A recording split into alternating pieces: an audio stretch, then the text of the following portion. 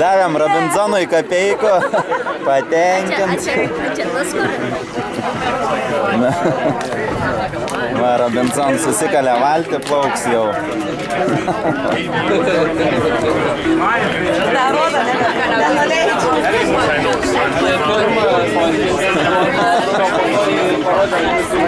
Jie irgi gavo iš mūsų $15. Ja, Tesla. Tikrai buvo čia viena iš įspūdingiausių vietų, kur buvo. Visur buvo gerai, visur buvo įspūdingai, bet čia turbūt buvo mažiausiai galvojimo, kur eit, ką daryti, kaip kalbėti angliškai.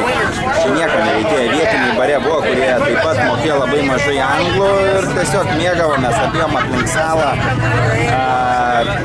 Pasimėgavom jūrą, išgėrėm kaičio, romo.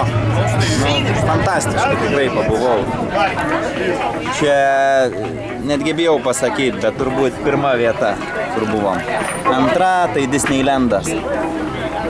Na, kriokliai ir visa kita irgi patiko, bet čia viskas buvo paprasčiau ir mieliau. Ate.